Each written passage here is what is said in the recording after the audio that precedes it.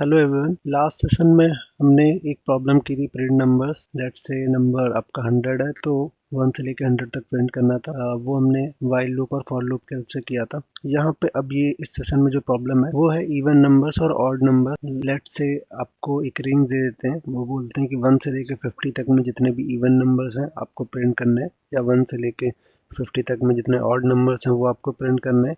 Even वो start कर सकते हैं 50 से लेके 100 तक में जितने भी इवन नंबर्स हैं या ऑड नंबर्स हैं, या 50 से लेके 1000 तक कोई भी एक रेंज हो सकती है। एक स्टार्टिंग पॉइंट होगा, एक एंडिंग पॉइंट होगा, उसके बीच में जितने भी नंबर्स आपके इवन या ऑड होंगे, जो वो बोलें कि इवन नंबर्स या ऑड नंबर्स, वो आपको प्रिंट करना है। ठीक है, तो ये जो प्रॉब्लम है इसको करने से पहले हम लोगों को थोड़ा सा एक कॉन्सेप्ट समझना पड़ेगा अरिथमेटिक ऑपरेटर्स का। आई होप आप लोगों को आता हो, बट फिर भी जिन्हें नहीं आता है उनके लिए हम लोग इसको कवर करते हैं जल्दी से। तो अरिथमेटिक ऑपरेटर्स जैसे कि आपको पता है, एडिशन, सब्सट्रैक्शन, एस्ट्रिक होता है मल्टीप्लिकेशन के लिए, स्लैश होता है डिवीजन के लिए, और ये परसेंट होता है मॉडुलस ऑपरेटर होता है। इसका मतलब होता है ये रिमाइंडर निकालता है। तो हम लोग देखते हैं एक एक ऑपरेटर का यूज़ क्या होता है। तो सबसे पहले हम लोग क्या करते हैं कि दो वेरिएबल में वैल्यूज इनिशियलाइज कर लेते हैं। तो ए में हमने 5 को इनिशियलाइज कर लिया और बी में हमने 3 को इनिशियलाइज कर लिया। अब हम लोग अगर a प्लस बी करेंगे तो 5 और प्लस 3, मतलब this is an addition operator. तो यहाँ पे क्या हो रहा है, सम हो जाएगा 5 और 3 का 8 आ जाएगा। ठीक है, ये ऐड कर देगा 5 और 3 को। फिर ये वाला जो है ये सब्सट्रैक्शन ऑपरेटर होता है। यहाँ पे क्या हो रहा है कि a माइनस बी में क्या होगा कि a से b को सब्सट्रैक्ट करेंगे तो 5 माइनस 3 2 आ जाएगा। उसी तरह से आपका एस्ट्रिक जो होता है वो मल्टीप्लिकेशन ऑपरेटर होता है।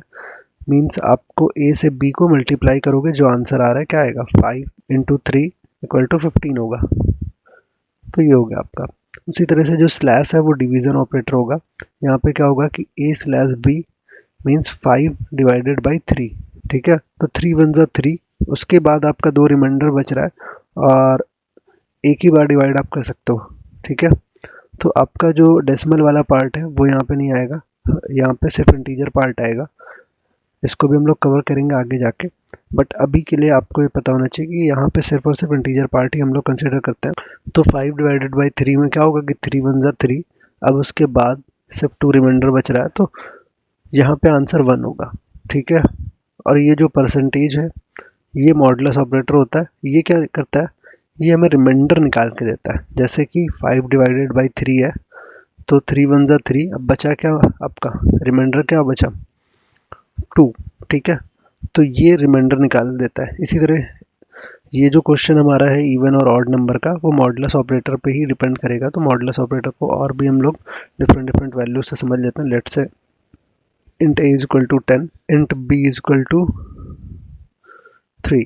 ठीक है, तो अब अगर हम लोग a मॉडुलस b करें तो 10 मॉडुलस 3 क्या आएगा आपका, 1 आएगा। क्यों, क्योंकि 3 वन ज़ा 3, 3 टू ज़ा 6, 3 3 ज़ा 9। ठीक है, 3 4 ज़ा 12, तो 3 4 ज़ा तक तो जाएंगे नहीं, 3 3 ज़ा 9। अब बच कितना रहा है 1 से, 1 सॉरी, आपका जो 3 3 ज़ा 9 हो गया। अब 10 से वो कितना कम है, 1, तो रिमाइंडर आपका कितना आ रहा है, 1। ठीक है, तो ये रिमाइंडर निकाल के देता है। इसी तरह से आप दूसरी वैल्यूज़ को भी देख सकते हो। ठीक है, तो आई थिंक आपको ये मॉडुलस ऑपरेटर क्लियर होगा। अब इस प्रॉब्लम में इसका यूज़ कैसे करेंगे, हमें पता है कि जो नंबर 2 से डिविजिबल होता है वो इवन नंबर होता है। जैसे कि 2, 4, 6, 8, 10, ये सारे के सारे 2 से डिविजिबल हैं, जितने भी नंबर्स हैं आपके। ठीक है, तो ये क्या होते हैं, ये आपके इवन नंबर्स होते हैं। और जो नंबर 2 से डिविजिबल नहीं है, जैसे 1, 3, 5, 7, 9, ये क्या आपके ऑड नंबर्स हैं।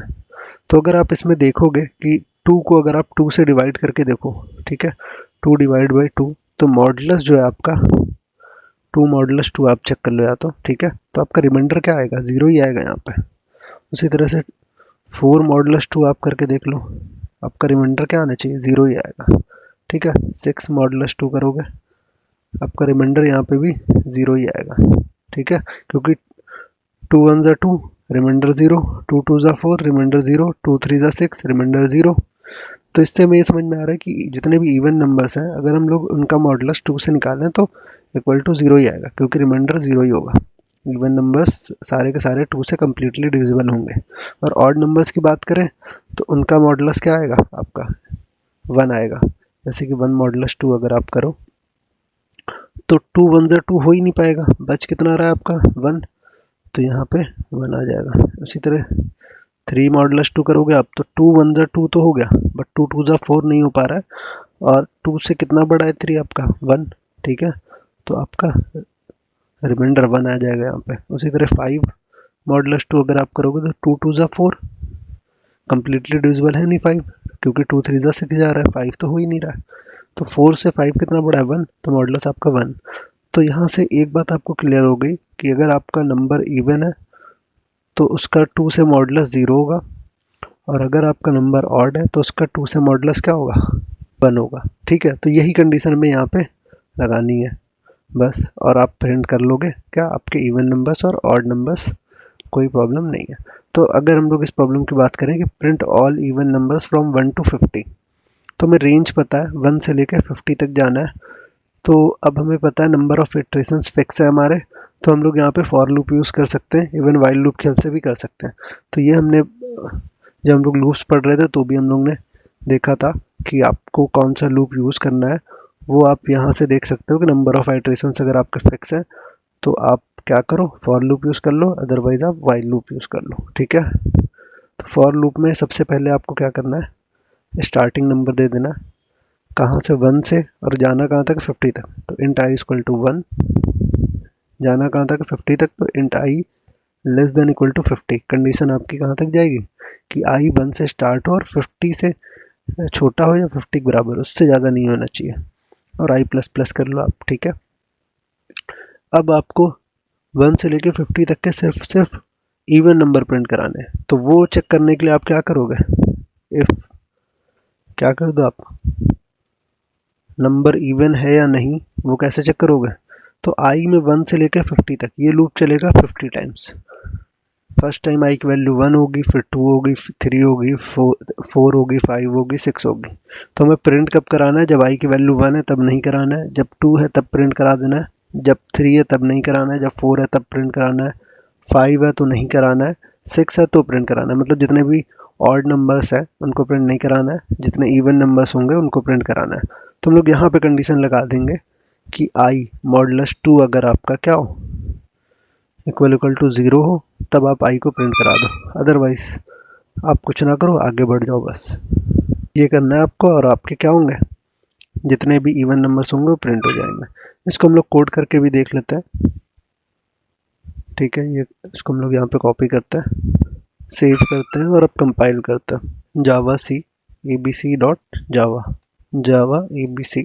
आपके 1 से लेकर 50 तक के जितने भी इवन नंबर्स हैं वो सारे के सारे प्रिंट हो गए, 2 4 6 8 और 50 तक आ गए, ठीक है। और यहीं पे अगर आपको ऑड नंबर्स प्रिंट करने होते तो आपको चेंज क्या करना है, सिर्फ और सिर्फ यहाँ पे कि आई मॉडुलस 2 0 ना करके आप 1 कर दो, तो अब जितने भी आपके ऑड नंबर्स होंगे वो प्रिंट हो जाएंगे, क्योंकि अगर आप 2 से उनको डिवाइड करोगे जो भी ऑड नंबर होंगे तो रिमाइंडर आपका 1 आएगा। देखिए अभी अब आपके क्या होंगे, ऑड नंबर्स प्रिंट हो जाएंगे, ठीक है।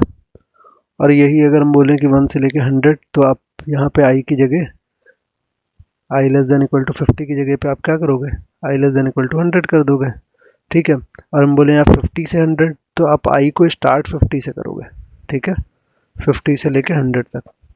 तो इस तरह से आपको प्रॉब्लम सॉल्व करनी है, आई थिंक क्लियर होगा।